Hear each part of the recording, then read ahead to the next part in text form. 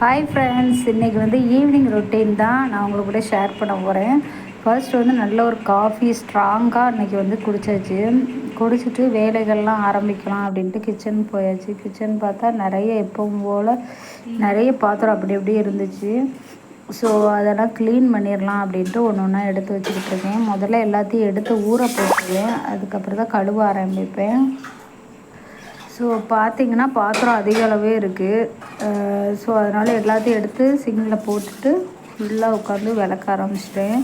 இது என்ன, இந்த பாத்திரத்தை விளக்க மிஞ்சி மிஞ்சி போனால் ஒரு 10 நிமிஷம்தான் ஆகும். ஸோ அந்தளவு தான் ஆகும். சரி, அதனால் கடகடன்னு விளக்கிடுவேன் நான்.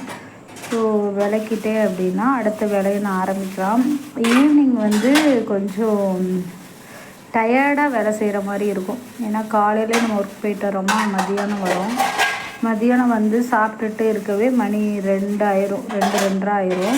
ஸோ அதுக்கப்புறம் நம்ம வேலையெல்லாம் செய்கிறப்ப கொஞ்சம் டயர்டாக ஃபீல் ஆக மாதிரி இருக்கும். அதனால் நான் சில நாள் என்ன செய்வேன்னா, ஏர்லி மார்னிங்கே எழுந்திரிச்சி கடகடன்னு வேலை செஞ்சுட்டு அதுக்கப்புறம் நான் வந்து வேலைக்கு போகிற மாதிரி இருப்பேன். ஏன்னா அந்த பாத்திரத்தெல்லாம் காலையில் விளக்குனா எனக்கு கொஞ்சம் ரிஸ்க்காக இருக்கிற மாதிரி இருக்கும். காலையில் எழுந்திரிச்சு கடகடன்னு விளக்கிறனால அதுக்கப்புறம் விளக்குனா டயர்டாக இருக்கிற மாதிரி இருக்கும். ஸோ அதுதான் நான் வந்து பாத்திரத்தை விளக்கிட்டுருக்கேன். இன்றைக்கி வந்து எனக்கு பாத்திரம் நிறைய இருந்ததுனால வேறு காலையில் டைம் இருக்காது அப்படின்ட்டு கடகடன்னு விளக்கியிருக்கேன். ஒரு சில டைம் நான் மார்னிங் தான் விளக்குவேன். மார்னிங் தான் எனக்கு எந்திரிச்சோன்னே வேலை செய்யணும்னு தோணும், அதனால். ஓகேவா. அதுக்கப்புறம் இன்றைக்கி ஈவினிங் டின்னருக்கு என்ன ரெடி பண்ண போகிறோம் அப்படின்னா, இன்றைக்கி வந்து தோசை மாவு முடிய போகுது. ஸோ அதனால் தோசை மாவும் அதுக்கப்புறம் பார்த்திங்கன்னா பட்டாணி ஊற வச்சுருந்தேன். ஸோ அந்த பட்டாணி கிரேவி வச்சிடலாம் அப்படின்னு நினச்சிட்டு இன்றைக்கி இது பண்ணுறேன். சப்பாத்திக்கு பட்டாணி கிரேவி சூப்பராக இருக்கும். இருந்தாலும் மாவு முடியுது போகிறப்ப திருப்பி அது 2 நாள் இழுத்துக்கிட்டு இருக்க வேண்டாம், சீக்கிரமாக பாத்திரத்தை கழுவிடலாம் அப்படின்ட்டு அதனால் அதை பண்ணிக்கிட்டு இருக்கேன். அதுக்கப்புறம் பார்த்திங்கன்னா வேறு என்ன, தோசையும் இன்றைக்கி பட்டாணி கிரேவி தான் வைக்கலான் இருக்கேன். ஸோ எல்லா பாத்திரத்தையும் கழுவிட்டு எல்லாத்தையும் அடுக்கிட்டேன். அதுக்கப்புறம் வீடு பெருக்கிற வேலை இருக்குது.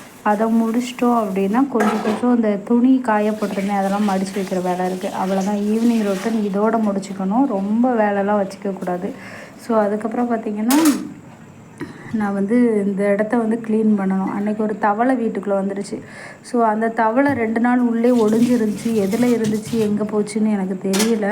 ஸோ இருந்தாலும் அதை வந்து கண்டுபிடிக்கலாம் அப்படின்னு நினச்சிக்கிட்டு இருந்தேன். இன்றைக்கி தான் க்ளீன் பண்ணுறதுக்கு ஆனால் அதுவே வந்து வாலண்டியராக நான் இங்கே தான் இருக்கேன் அப்படின்னு காமிச்சிச்சு. அதுக்கப்புறம் அதை எடுத்து விளக்குமாறு எடுத்து அதை வெளியே அனுப்பிட்டு டாட்டா பாய் சொல்லிவிட்டு அதுக்கப்புறம் கிச்சனை ஃபுல்லாக தொடச்சி விட்டேன். பார்த்தா நீட்டாக இருக்கும்.